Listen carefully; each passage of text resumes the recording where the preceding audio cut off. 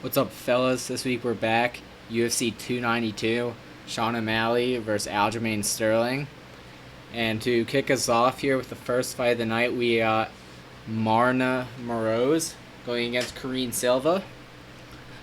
And fun fact, this is the second time these fighters have fought. In the first match, Moroz won by round 1 armbar in 2014. That being said, this is an entirely different fight. Both of these fighters are entirely different fighters. And I believe this is a good test for Karine Silva. She has looked like an absolute killer since getting into the UFC, and 3 fights in a row now. She's submitted people, and I believe 2 of them were in the first round. 1 of them was in the second, and so that's good to see. But she's not really going against the best competition. None of those fighters are even close to the level of Marna Moroz, and stylistically, Moroz is a difficult matchup for Karine Silva because Silva is not going to fold like a lawn chair on the ground. Moroz has never been finished, and it's concerning given that Silva has owned 1 decisions, and I do question her gas tank a fair amount. I believe both fighters will be able to get takedowns if they want. I don't think it is a smart idea for Moroz to take down Silva because she is very dangerous off her back, and even she doesn't even need to wrestle to get submissions. And as far as an energy standpoint, I believe it'll take Silva a lot of energy to take Moroz down, which will definitely test her gas tank a bit. And on the feet, neither of these fighters are good strikers, but Moroz is probably better given that her strike differential is just slightly negative, while Silva is getting outlanded by her entire strike per minute. And I expect Silva to be a big favorite, but she's beating up bums. The pick is Moroz to win minutes and win a decision here. We look at the odds, and we see Silva as a minus 155 favorite and Moroz a plus 130 dog. And the decision prop sitting at plus 250 for Moroz. And the decision only line's at minus 125. The decision only line's very interesting to me, but I'm not personally going to be betting on this fight. Too many question marks on the Silva side, but definitely intriguing there if you wanted to. Next up, we got Andrea Lee going against Natalia Silva. This fight is a pretty short and simple breakdown for me. Andrea Lee is on a 2-fight skid, losing to the top of the division. Here she is fighting a rising prospect in Natalia Silva. I believe the UFC knows what they're doing and are trying to push the 26-year-old Silva here on a pay-per-view card. Just from a business perspective, the pick is Silva. And we look at the odds, and we see Silva a minus 310 favorite. I think she wins, but that's a little wide for my taste if you were going to bet on this fight. Especially after that close fight between Andrea Lee and Macy Barber, and then watching Barber out there and demolish Amanda Ribas. I don't believe Andrea Lee is entirely washed at this point. So we're going to move on to the next fight, which I'm very excited for, between Andre Petroski and Gerald Mearshart. I train at the same BJJ gym as Andre Petroski, so I'm a little biased here, but I see how hard he's working. He's doing a lot of work with Joe Pyfer. They've been communicating on how he thinks he should attack this fight, and really working on some stand-up skills together for this fight. So I believe Andre Petroski is very well prepared. I think he will test up his stand-up here for a bit against Gerald, at least while they are dry, and honestly, I believe he wins the stand-up. Gerald does not offer much other than a body kick, and at some point, I believe Petroski will go to his roots and grapple. That is a scary proposition, having been submitted once and going against someone with as many UFC subs as Gerald, but Gerald does not always find the sub off his back against people who took him down. For example, Jocko took him down 4 times and controlled him for 5.5 minutes and ended up winning that fight by decision and stayed safe. And I think Petroski stays safe and breaks Gerald down the stretch. The pick is Petrosky to give Gerald Mearshart his 9th submission loss. We see the odds here, and Petrosky is a minus 225 favorite. That's as expected. We see the KO prop sitting at plus 275, sub prop plus 200, and the decision prop plus 330. And for Gerald, the sub prop's at plus 350. Those are the only relevant props in my opinion. And they're not the worst odds, but I honestly don't know. I'm not too confident on how Petrosky wins. I think more likely it's another submission loss because Gerald's given up so many of them in the past, but I'm not totally confident.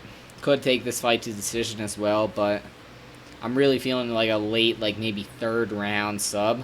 So this is how I'm going to attack this fight. I have 0.75 units on Petrosky round 3 or decision at plus 215. I have a quarter unit on Petrosky round 3 at plus 900. And I have 1 unit on Petrosky inside the distance at minus 110.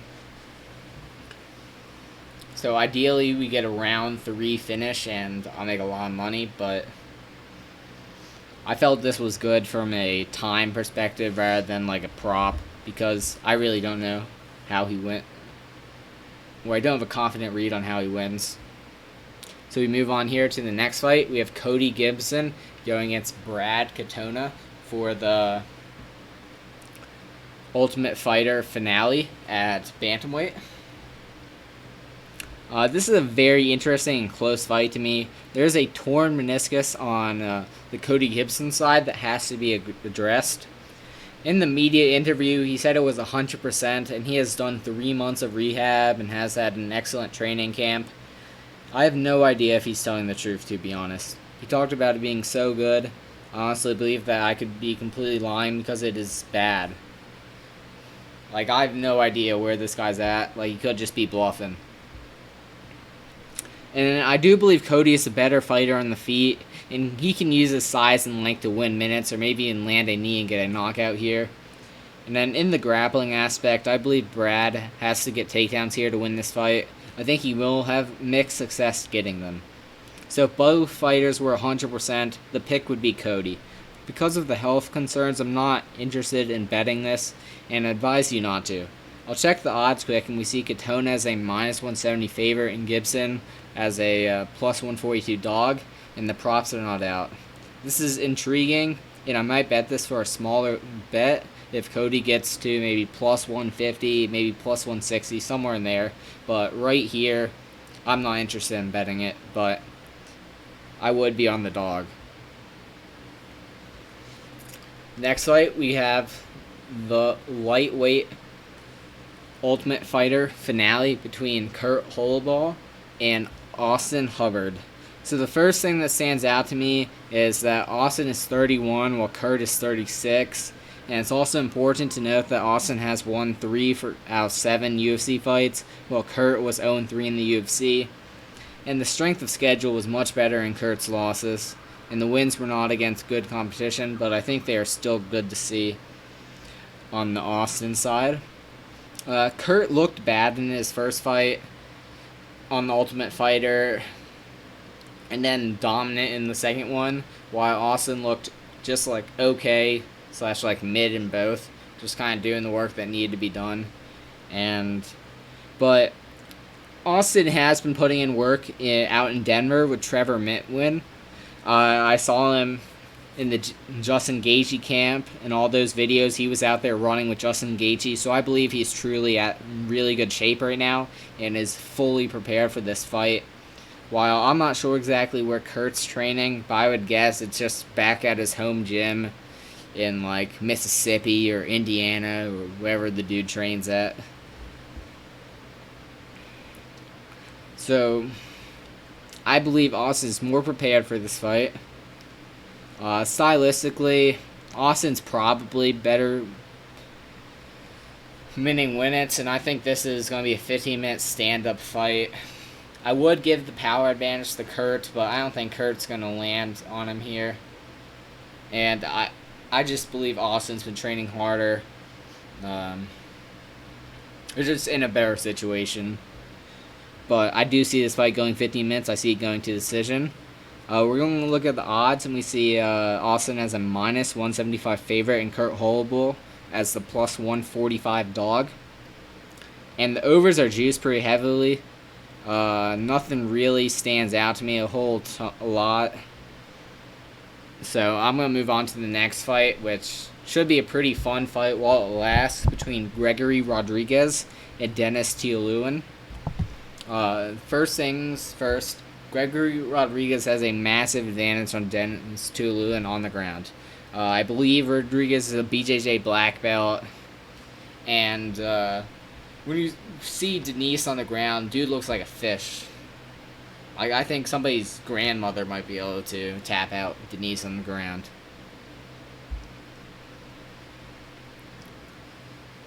But there is a big red flag in this fight, and that is that Gregory rarely uses his grappling. Hopefully, after getting knocked out cold in his last fight, he will wake up and realize he has to fight a little smarter. And if he fights smarter, one takedown and this fight is over. But we have to take a look at the striking aspect, because I have no idea if Gregory's actually going to grapple. So in the striking, both fighters have terrible striking defense. They just block punches with their face and walk forward. I do believe Gregory is more raw power than Dennis Tialuan, but Gregory definitely has the worst chin, so I believe either fighter could get knocked out here. We've seen Gregory knocked out 3 times. But something else that kind of stands out to me is that Dennis is 10-7 record. How many 10-7 guys do you see in the UFC? Not very many. And inside the UFC, he's been 1-2. I think he loses this fight and they just cut him. Wins this fight, they probably cut him too. And as for a prospect standpoint and who the UFC wants to invest in, Gregory Rodriguez is only 31, while Denise Tialuan is 35. So, age is on his side. Literally everything's on his side. So I believe they are setting up Gregory here to get a finish and get back on track quick here. And so Rodriguez has to be my pick here to get the win this fight. And I think it's going to be either round 1 or round 2 finish. So let's take a look at the odds, and we see Gregory as a minus 355 favorite, and that is about right. The fight doesn't go to decision, it's unplayable at minus 650. And Gregory to win by finish is minus 225. That is way too chalky for me, but it probably happens. So if you're looking for a little better odds, you could bet that, but I'm not going to. We look and see Denise by KO, and that's at plus 400. That's also not playable for being such a big underdog here. And I think decision might be possible for him to win minutes on the feet. What I do like, and what I am going to bet, is the round props. Gregory round 1 is sitting at plus 100, and Gregory round 2 is sitting at plus 450. I'm going to have 0.75 units on round 1 and a quarter unit on Gregory round 2. Just to cover my spread, but I believe I'll cash the round 1 prop, and then that'll leave me with 0.5 units profit, which is good to hear. So next up, we got the return of Chris Weidman against Brad Tavares. Chris Weidman is now 39 years old, coming off a catastrophic leg injury. I have no idea how he is going to look, and Brad has not looked the best of late in his own right, having back-to-back losses, and he was just knocked out in April, so this is a pretty short return 4 months later. And it's also interesting to note that Chris was 2-6 in his last 8 fights. Like, I have no idea what he's talking about. Oh, I'm going to be the champion. I believe he retires win or loss after this fight. Stylistically, this is also not a great matchup for Chris Weidman. Brad has good takedown defense, standing at 80%, so I don't think Chris will be able to just walk in there, shoot a takedown, and just, win the fight. And the striking will be pretty competitive. But for a pick perspective, there's way too many flags on the Weidman side for you to pick him. So I have to go with Brad Tavares to win this fight by knockout. Every fight Chris has lost was by knockout, all 6 of them. I think he gasses out and gets TKO'd late. We look at the odds and we see Brad as a minus 265 favorite and Chris at plus 215.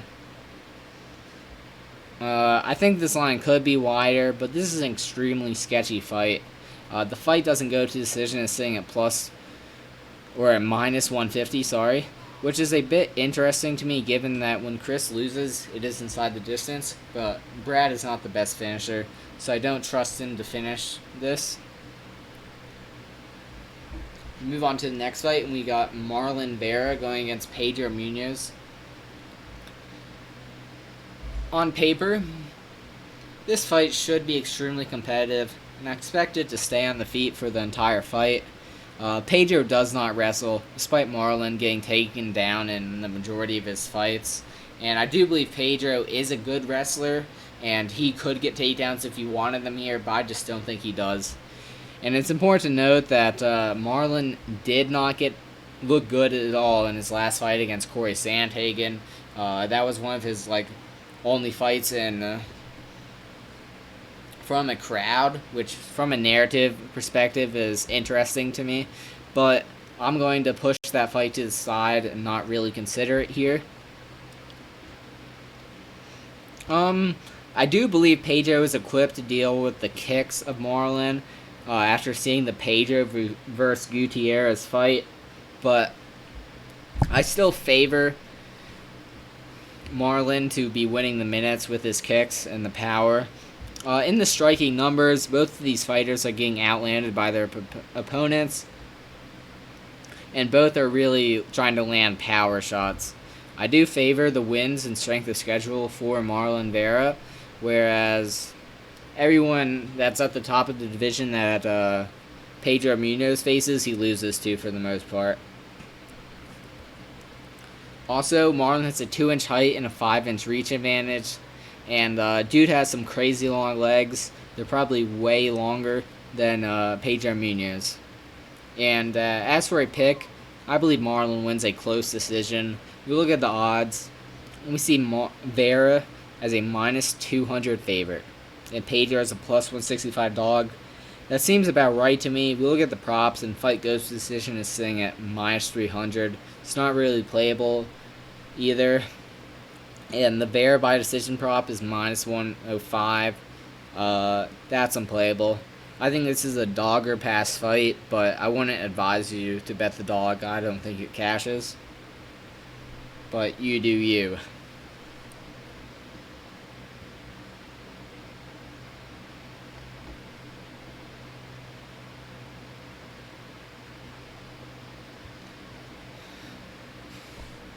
Next up, we have Mario Batista going against the short notice replacement, Damon Blackshear. Damon is taking this fight 7 days after his last fight, where he defeated... He had a twister win against this guy from Bellator who was kind of a bum. And this is a step up in competition, probably for both fighters, as far as being the best win on either resume. And I'm way higher on Mario Batista as a prospect than I am on Damon Blackshear. I think the guy has very good grappling and very good submission game. Also has some good, powerful stand-up.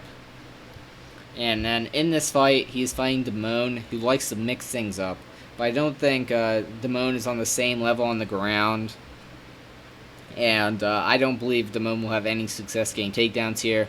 I believe Mario will be the one getting them, and he will have no problem getting takedowns. I expect Damon to want to try to keep this fight in the feet and try to win some minutes. And I just don't think Damon is a good enough fighter to do that. I'm not sure how confident I am in Mario's ability to get the finish, but I think he gets it to the ground, controls him, and probably gets you sweating if you had an over bet. But Damone has never been finished in his career, so this very well could go to decision. And Mario has been finishing all his losses, which is interesting, but I don't think Damone is that dangerous of a fighter that he finishes Mario here. The pick is Mario to win a pretty one-sided decision using his grappling. We look at the odds. We see Mario as a minus 215 favorite and Damone as the plus 180 dog. This is about what I expected. We look at some of the props and we see Mario by decision at plus 165.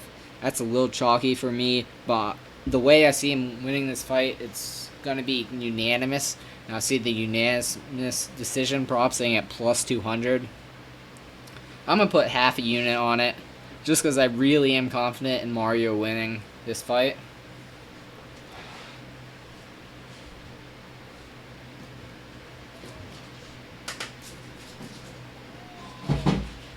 Excuse me, grabbing a sip of water before our next fight between Neil Magny and Ian Gary.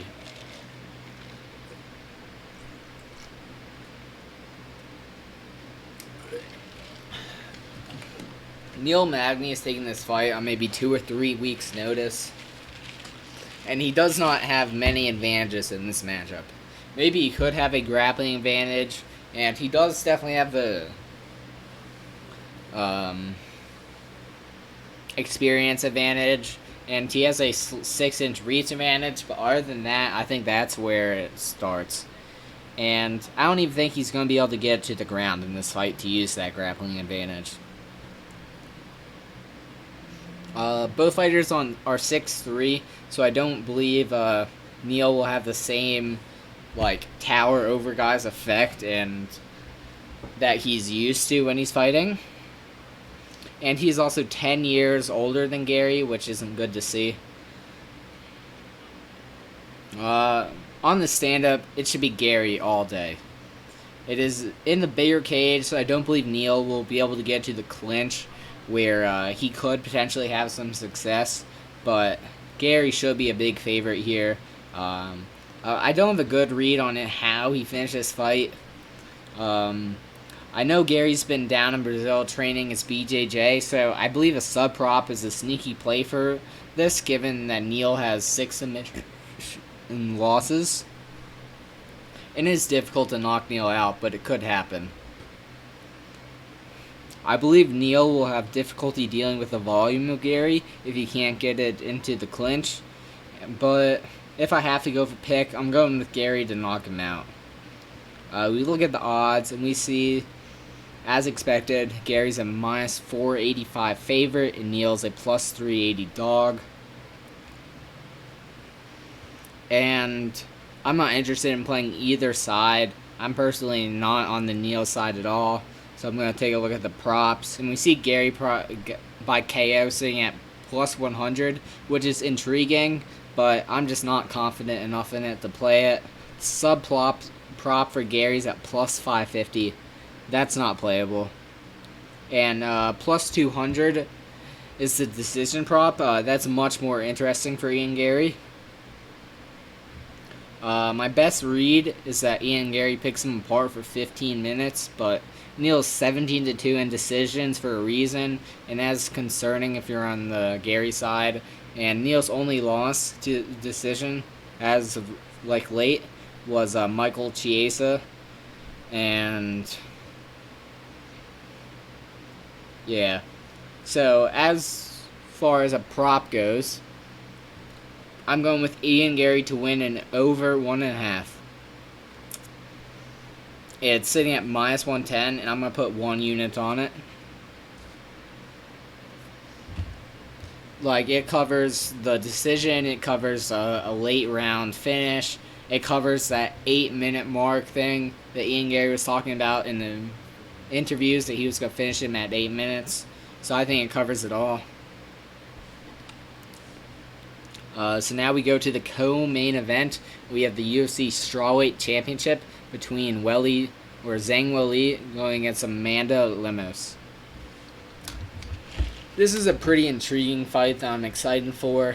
That being said, I believe Welly is better than Amanda everywhere. Amanda is dangerous and a freak athlete, but that's about it.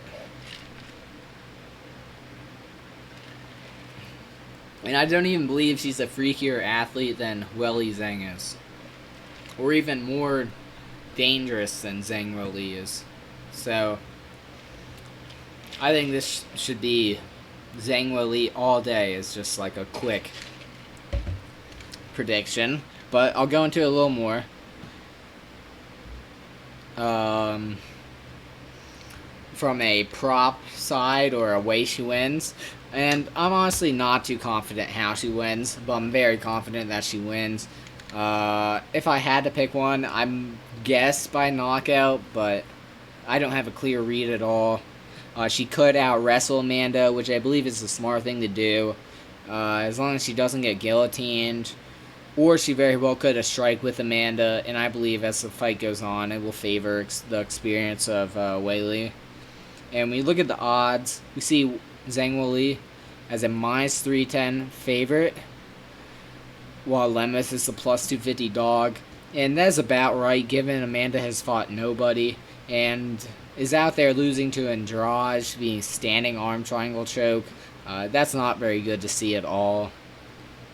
And none of the props stand out to me for this fight.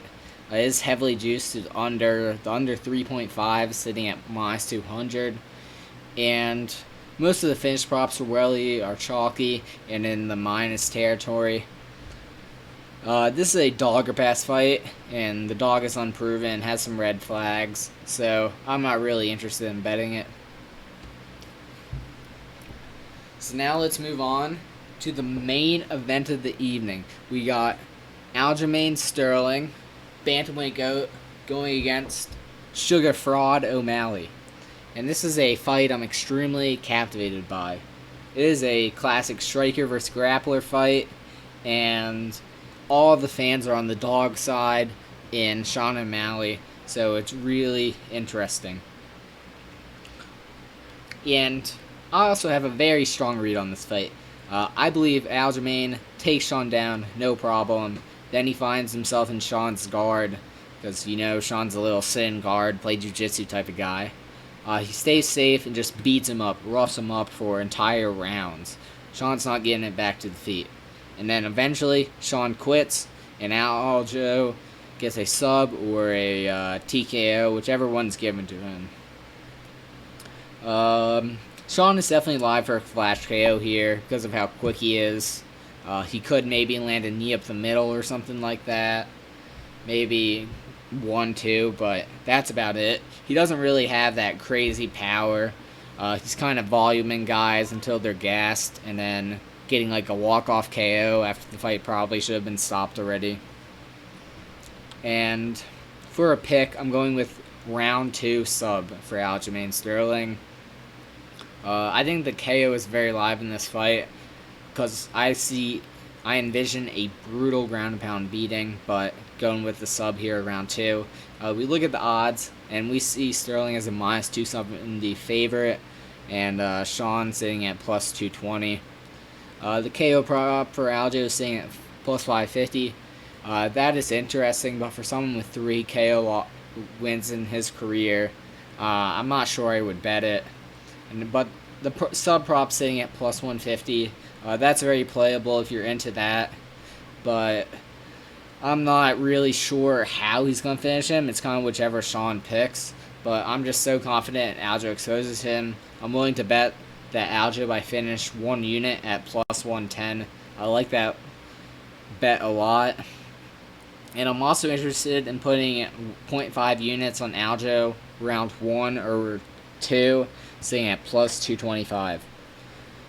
Sean O'Malley's KO prop is sitting at plus 330, and that's not playable at all for me.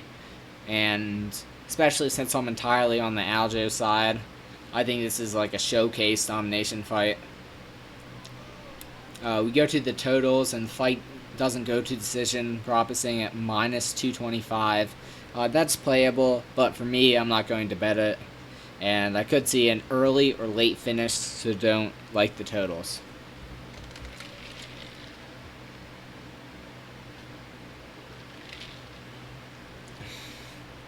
On this card, there's a lot of big favorites, so I decided to make a list of all my parlay pieces and let you guys know on who I'm parlaying up this week. So my first parlay of 5 two-leg parlays, I got Aljamain Sterling's money line at -270. Parlayed up with Andre Petrosky's money line sitting at -230. That's my most confident parlay of the week. That's my lock of the week right there. For my second parlay, I have Ian Gary's money line sitting at -485. Parlayed up with in the Austin Hubbard versus Kurt Holbow fight to start round 3, sitting at -190. For my third parlay, I have Mario Bautista's money line, say at -218. He's another fighter I'm very confident on. Parlayed up with Rodriguez / Dennis Tululin for the fight to not start round 3, saying at -360. And then for my fourth parlay, I have Gregory Rodriguez again, but this time his money line, seeing at -355. Parlayed up with the Tavares / Weidman fight to go over 1.5 rounds, sitting at -205. I just really am not confident in Brad Tavares to finish anyone and get this done here, and I think Weidman's not going to look good at all. But this could be sketchy, but I'm going with Tavares to just not be able to finish anybody. For their fifth parlay, we got Vera / Munoz. In that fight, I got the over 2.5 rounds sitting at -330. I think that allows for like a late Marlon Vera finish if he turns it on, but Pedro Munoz never been finished. Marlon Vera, I can't remember Marlon Vera ever be finished either. So I have that parlayed up with in the O'Malley Sterling fight. The fight doesn't go to decision prop, saying at -225. So for all my parlays, it ended up being somewhere between about like +100 and -120, and I put a unit on all 5 of them. You're fine to mix and match and really throw everything that you want together, but this is what I picked. Good luck this weekend, and enjoy the show.